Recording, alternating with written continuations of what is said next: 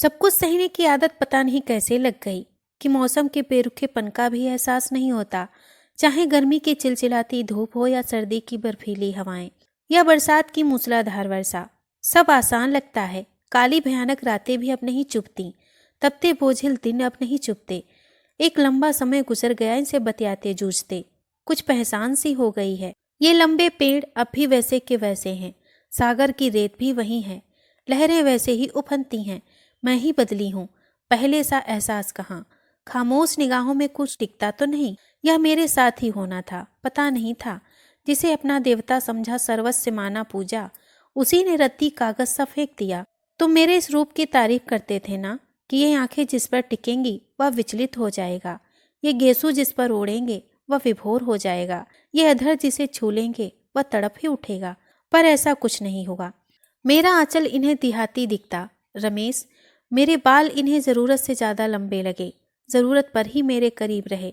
बदन को गठरी सा उठाने पटकने में ही इन्हें सुख मिला। अंदर का मर्म इन्होंने नहीं समझा, वासना की निगाहों से ही मुझे तौला। चूड़ियों की खनखनाहट इनके प्रेम में बाधक थी, इसीलिए कलाइयां सूनी कर ली थीं, जो अभी तक सूनी हैं।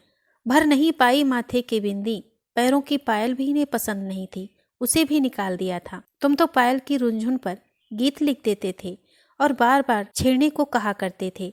इन्हें इसमें ऐसा कुछ नहीं लगा। साड़ी इन्हें पसंद नहीं थी, विदेशी भड़कीली पोशाक ये पसंद करते थे। तुमने तो कई बार मेरा झूलता आंचल खींच कर सिर तक कर दिया था। तुम्हें कैसी अनुभूति हुई थी?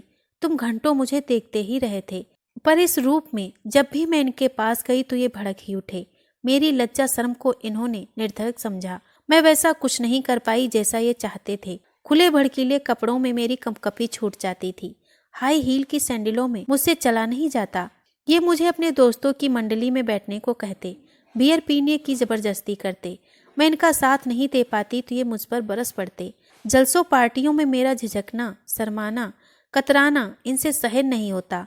घर आकर ये अपना गुस्सा मुझ पर उतारते, गालियों से घर भर देते। ये मुझसे कैसी उम्मीद बांधे थे? मुझे घर ब्याह कर लाए थे कि मेरी नुमाइश बनाने।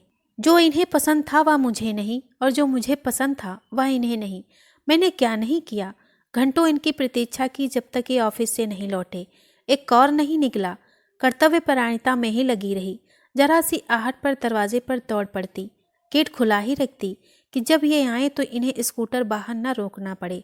लेकिन जब अंधेरा गहरा जाता, सड़क सूनी हो जाती, तो गेट बंद कर बिस्तर पर लेटी रहती। रात देर से आते ही ये बिस्तर पर ऐसे लुढ़कते कि इन्हें जूते खोलने का भी होश नहीं रहता।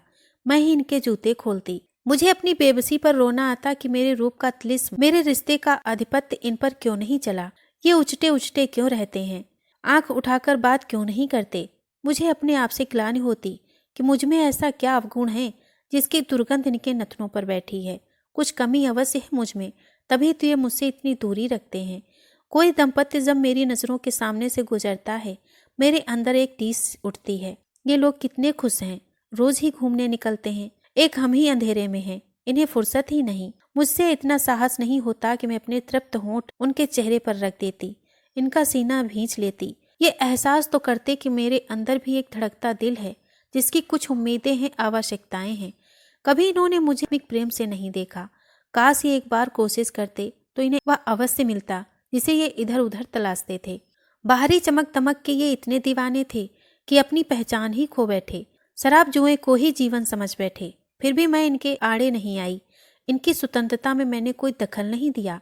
अपनी इच्छाओं का गला घोंट कर इन्हें समर्पित रही कि कभी तो ये सुध लेंगे। ये अपने मन की करते रहे, बात बात पर चिल्लाते रहे, बरसते रहे।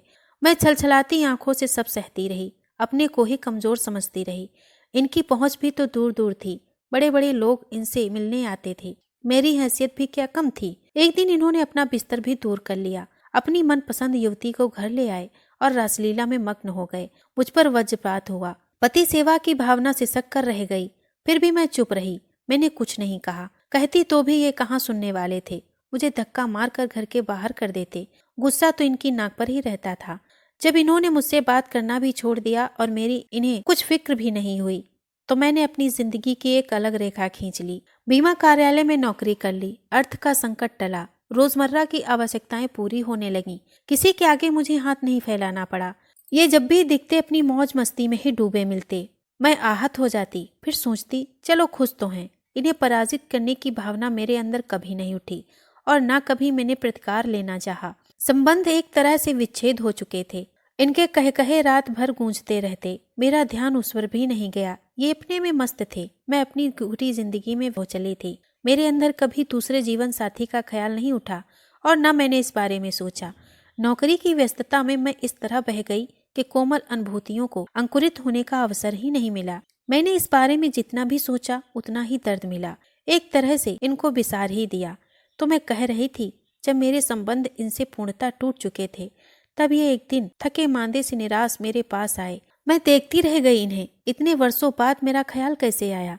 इनकी नजरें झुकी थीं। ये मुझसे नजर भी नहीं मिला पा रहे थे।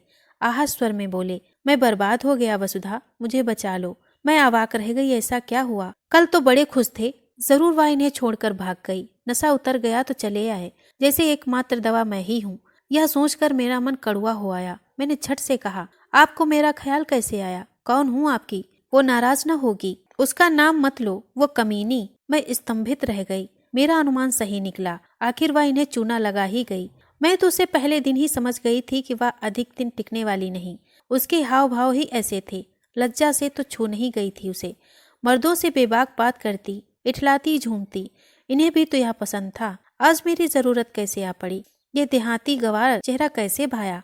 जिस हृदय को इन्होंने धड़कता नहीं समझा, जिस यौवन का उन्माद नहीं जाना, आज उन्हें कैसे ख्याल आया? मैंने कहा, मैं क्या कर सकती हूँ? ये जोर जोर से सिसक पड़े और सिसकियों के बीच बोले, वसुधा मुझे माफ कर दो। मैंने तुम्हें बहुत दुख दिए, बहुत तड़पाया। उसका प्रायश्चित मुझे कर लेने दो। इनके आंसू मुझे भेद गए। कहना तो बहुत कुछ था, लेकिन कुछ कह नहीं पाई। गहरा निश्वास लेकर रह गई। मुझे खामोश देखकर ये गिड़गिड़ा उठे, कुछ तो कहो वसुधा, बोलो। तुम बोलती क्यों नहीं? मुझे गालियां दो, कुछ तो बोलो। मेरे होंठ से एक शब्द भी नहीं निकला। मैं तुरंत बाहर निकल आई। ये सिर पकड़कर नीचे बैठ गए। मैं तत्काल निर्णय नहीं कर पाई कि मुझे क्या करना चाहिए। पल में 10 वर्षों की घुटन कैसे भुला देती, कैसे इनका भरोसा करती कि सच ही कह रहे हैं।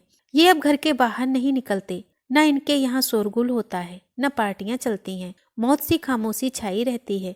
कभी कभी सिसकियों की आवाजें भी मेरे कानों में पड़ती हैं। मन होता कि जाकर इनका हाथ थाम लूं, आंसुओं से तर चेहरा आंचल से छुपा लूं, लेकिन अतीत मेरे सामने पसर जाता है। घुटन के बीच कुछ एहसास भी तो नहीं होता।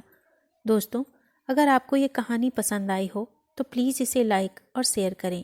अगर आप हमारे चैनल पर नए हैं तो प्लीज़ इसे सब्सक्राइब करें। धन्यवाद।